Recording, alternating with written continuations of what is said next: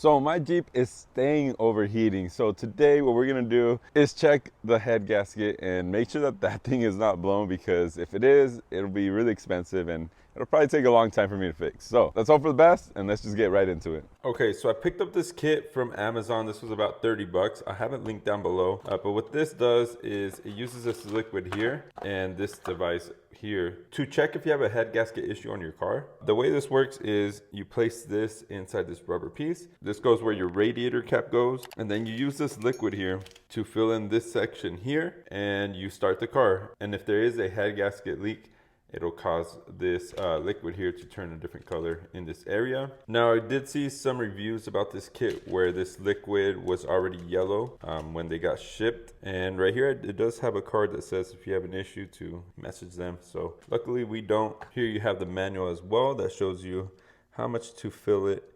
And if you have a bad head gasket, it turns yellow. You have a good head gasket, it stays blue. So let's go ahead and put this on the Jeep. Okay, so we're gonna go ahead and remove the radiator cap. My Jeep is cold, so don't do this if you've been running your Jeep or else it'll burn you. I'm gonna take this here and stick it in. Okay, so that's in there. That's pretty tight, only to the bottom of these right here.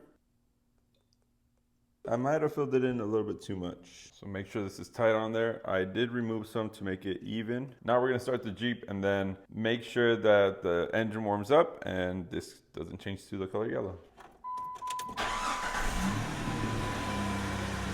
I don't know if that's okay though for the coolant to be going up, but yeah, I don't think that's probably what we want. I don't know what to do there. From the pressure from when I started the Jeep, it literally like took the blue liquid out and then overfilled this, so I don't even know. That way it heats the engine faster. You see, just the coolant is just coming out. So I don't even know if I'm even doing this right. I feel like most of my recent videos have been me failing working on the Jeep. I mean, it is what it is, but kind of getting tired of that. Okay, so that made absolutely no sense. Like, it's still spilling right now. What should have happened is this liquid should have stayed in this center section here, but instead we got coolant just coming out. So I don't understand what that means. I'm not sure if I did something wrong or if the Jeep is messed up or that's just how the Jeep is. I don't know. So we're gonna have to figure out a different way to test if we do have a bad head gasket, because obviously that did not work. And lately with all the projects that I've been doing, nothing has gone right. And honestly, it's getting pretty frustrating. It's like, what am I supposed to do? You know, like, what am I supposed to do? Like, while filming this, I had this on my shirt with the magnet, and I got that blanket there so I could, you know, put it underneath where the coolant was leaking, and then somehow the blanket ripped this off, threw it on the ground, and the magnet disappeared. I don't know where it's at. And it's like those little things that just make the job even worse, you know? Anyways, I'm gonna do some research. I'm gonna see if there's a different way to test for a head gasket leak, and hopefully we'll find that. And before we continue, I wanna let you know that we are giving away a set of LED taillights for your WJ. They look like this. They're the newer style than what I have, and it ends at the end of July. And also right now, if you go on the website, we do have some deflators. If you add that to your cart and spend $45 on the website, you get that deflator for free. That's like $17 you're saving right there. So make sure to go check it out. That ends on Sunday, July 28th at the end of the day. So make sure you don't miss out. Anyways, let's get back into the video. All right, so I was reading in the instructions that we can also put this device on here. So I'm gonna try that out. I don't know if it's gonna work, but... And there's other kits that include like a pump. I don't know if that'll make a difference, but I'm gonna go ahead and try it out. Hopefully this is good. All right, so I've had it on there for 5 minutes yet, and no difference in color. I don't see any bubbles either. I did see someone on Facebook using a different setup similar to this, and theirs did show a head gasket issue through the reservoir since their color turned yellow instead of saying blue.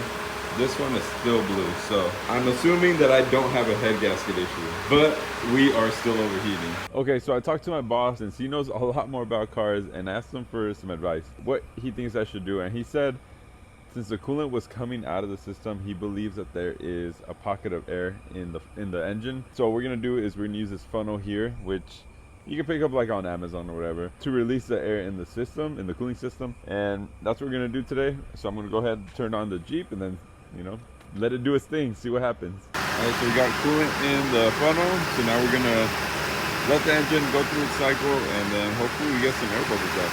I honestly haven't really seen that many bubbles coming out, but what I did notice is this changed colors. I don't know why. If I thought I had green coolant in the system, why it's looking orange? I don't know, but I might have to just do a flush.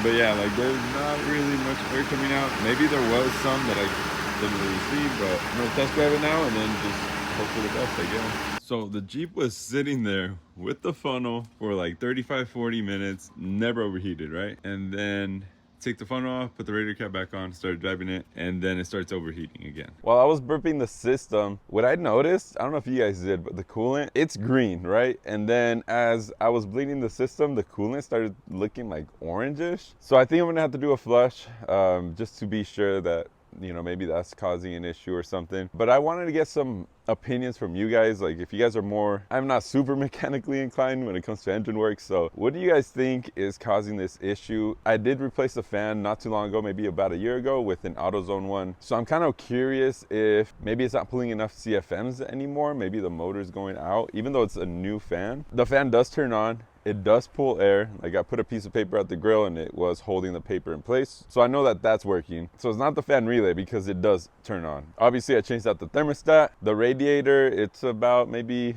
5 years old, so I don't think it would be that as well. It's not leaking any coolant, it's not losing coolant, so maybe it could be the water pump, or could it be something as stupid as a radiator cap? Like, I don't know. I need you guys to give me some tips in the comments below, because honestly, like, I am not sure what it is, and it would be really helpful if you guys do that for me. So I appreciate you guys watching the videos, and if you guys leave a tip down below, thank you so much. Anyways, that'll be the end of this video. Hopefully in the next video we'll have this figured out. I was even thinking about getting a fan clutch off of eBay and just throwing it on there just to be safe, but I'm not sure. I don't know if that'll actually solve the issue that it's having. It might be like a band-aid. So let me know in the comments below, and I'll see you guys on the next video. Peace.